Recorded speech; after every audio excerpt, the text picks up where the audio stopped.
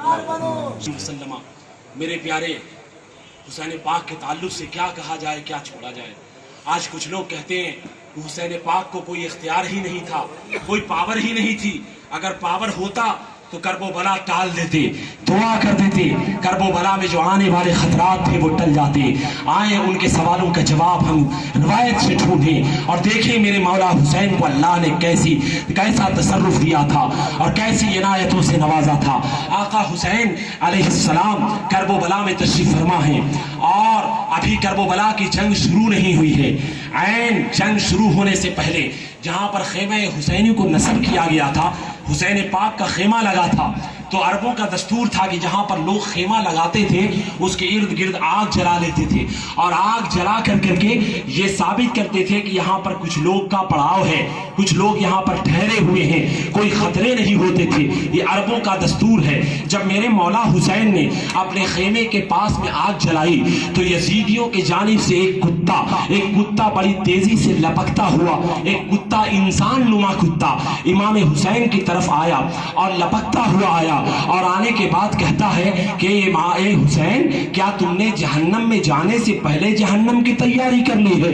استغفر اللہ ربی من کل ذنب و اتوب الیہ. امام حسین نے جب اس جملے کو سنا امام حسین پر جلال آیا, غضب کی حالت میں ہوئے اور جوش غضب میں حضرت امام حسین کے زبان سے یہ نکلا, اے میرے اللہ اس ظالم کتے سے محاسبہ کر لے, اس ظالم کتے سے محاسبہ کر لے. جو لوگ کہتے ہیں کہ امام حسین کو تصرف نہیں تھا یا امام حسین کرب و بلا میں مجبور تھے, وہ اس واقعے سے درس عبرت لے. ابھی کربلا شروع نہیں ہوئی ہے, ابھی جنگ شروع نہیں ہوئی ہے, ابھی کوئی شہادت نہیں ہوئی ہے سوائے امام مسلم اور ان کے بچوں کے. ابھی کربلا میں ایک بھی شہادت نہیں ہوئی ہے اور اس سے پہلے کا واقعہ ہے. میرے امام نے چل بلا کر کے کہا, غضب سے کہا کہ اللہ اس ظالم کتے سے محاسبہ کر لے. اتنا کہنا تھا کہ وہ ظالم یزیدی کتا اپنے گھوڑے سے نیچے گرتا ہے اور رکاب میں گھوڑے کے اس کا پیر پھنستا ہے اور گھوڑا گھسیٹتا ہوا سیدھے اسی حسینی خیمے کے آگ کی جانب بڑھتا ہے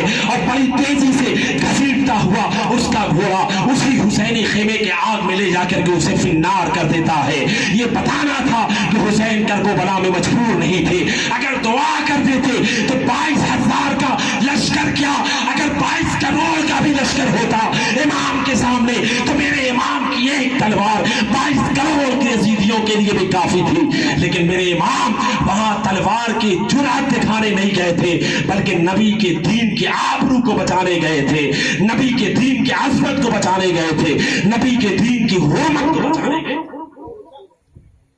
ایسے ہی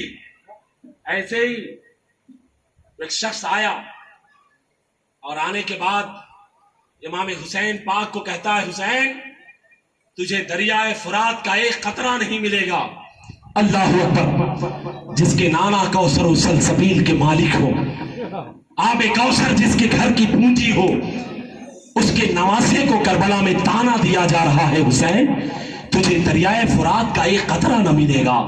امام حسین کو جلال آ گیا, جلال آیا اور جلال کی حالت میں جوش غضب میں کہتے ہیں, اللہم امیتہ عطشانا, اے میرے اللہ اس کو پیاسا مار دے, پیاسا مار دے.